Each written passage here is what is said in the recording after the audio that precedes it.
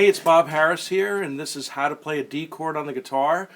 If you want to learn how to do it good, then you're in the right place. And if you're a beginner, even better. Here we go.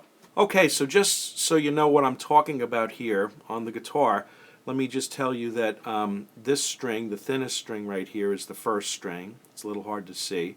This next one is the second string, third, fourth, fifth, and the sixth. An easy way to remember it is 6 is a bigger number than 1. Okay, so that's the big string right here, is the sixth string. It's a greater value. And the first string is a 1. Okay, this right here, this white part, is called the nut. Okay, and these notes right here, if we just strum down on the guitar, these are all the open notes. Okay, these bars right across here are the frets, these metal bars.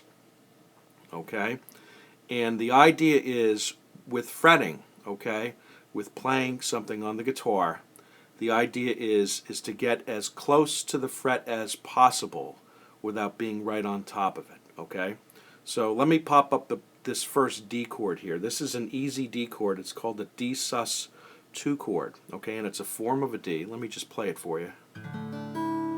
Okay, get my finger out of the way so you could see it. I'm strumming from the fourth string down to the first. Okay? So let me show you how I did that and how I'm able to make it sound good. First off, we want to start off with our index finger. And this is the index, 1, 2, 3, and the fourth finger. Okay? Makes sense, right? What we want to do is we want to go up 2 frets. This is the first fret, okay, and the second fret. And we want to go ahead and press down, okay, on the second fret on the third string, okay, 1, 2, 3. 2 frets up on the third string, okay. Now, if you press back here, away from, like closer to the other fret, and I go ahead and I play that note, this is the third string, if I play that note, you can hear that it buzzes, okay? So the best sounding note on the guitar is the one that you're just below the fret, okay? You see how I'm not actually on top of the fret like this, because that'll make a thud. You want to be just below it, okay? Okay? So that's wrong. This is correct. Back here is, you might have to press harder to make it sound good, but if you're just a beginner playing this, it might sound like this when you go to play. So the closer you get, that's the better it's going to sound. Now, how hard am I pressing? I'm not really pressing that hard, and I'm pressing just enough to make the note sound good, okay? So if I go ahead and I press down just a little bit, okay, and it doesn't sound like a note yet, I get closer to the fret, I'm pressing just enough to make the note sound good, okay? So that's the rule number 1, is that your finger has to be close to the fret, okay? Rule number 2 is you have to arch your fingers, okay? Now, I don't know if you've ever seen some classical musicians, okay? Normally, I'm resting my guitar on my right leg, okay? But the classical musicians will put their guitar on their left leg, and they'll even get a footstool, okay? And what this does is this tilts the neck in this direction, okay? And that's a very, very good idea to do if you're a beginner guitar player, okay? And I'll tell you the reason why. Let me just adjust this camera here. If I have the guitar tilted up in the air, my hand is in a much better position, okay?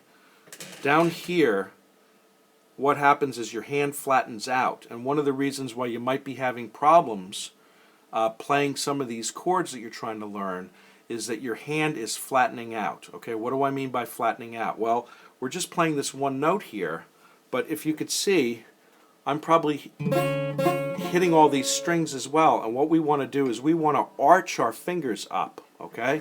It's kind of hard to see here, but we want our fingers arched like this, okay? We don't want them flat. We want them arched, okay? And the easiest way to arch your fingers, there's two ways to arch your fingers. Number one is to put your thumb in the right position. Now you may see a lot of guitar players with their thumb way over here and out here like this. I have a tendency to do this. This is a bad habit that I got into for years. But the right way to do it, believe it or not, I'm sure you believe it, if I was just to do that one note, is to have your thumb like this, okay?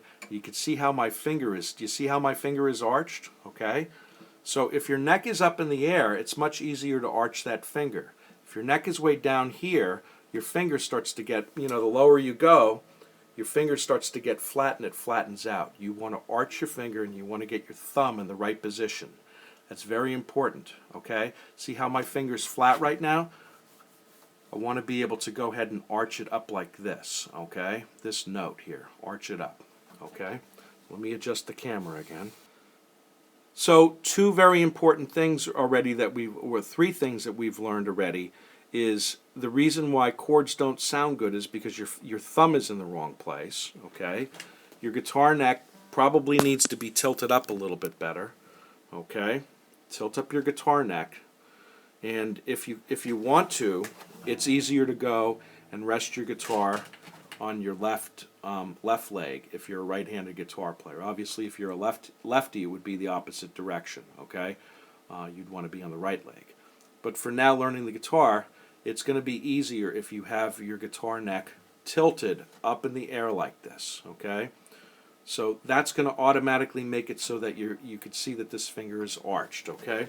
So I have my thumb in the right place, I have my finger arched, and I'm going to just go ahead with a thumb or a pick, and on the third string, because this is 3 frets up, okay, I'm going to go ahead and play this note.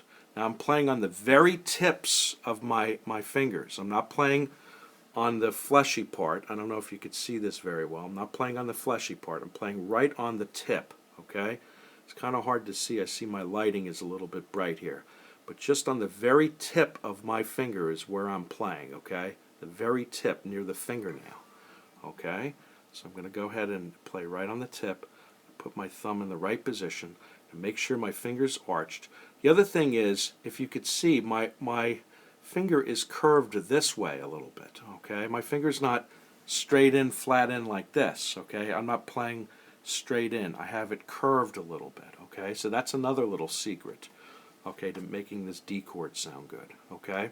So with the third string, I'm going to go to the third string right here, 1, 2, 3, and I'm going to put my hand in the right position, finger arch, playing on the very tip of my finger. Now your fingers are going to hurt, okay? I'm not going to lie to you. The tips of your fingers are going to ache for a while. You have to develop some calluses, okay? I'm close to the fret, and I'm going to go ahead and pluck this string here. Okay? If I'm back too far, it doesn't sound good, and if I'm right on the top of it, it doesn't sound good. But just below, it sounds really good. Okay, so now what we're going to do is we're going to strum all the way through, okay?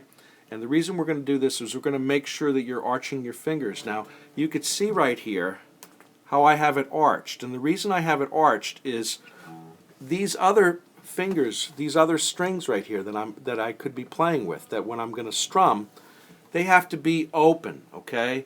If your fingers are touching these other strings, okay, and you're playing over here, it's going to sound like this. It's not going to sound clear, but if you arch and you put your thumb in the right place, it's going to sound like this, on the tip of your finger. See how pretty that sounds?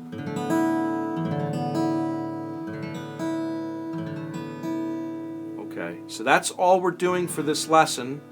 I have more lessons coming up with this. Just click on the link below, and it will take you to the next video. We're gonna learn the D chord. So I hope you're getting this so far. If you need to go back and refresh, just hit the back button and take the lesson over again. I'll see you on the next video.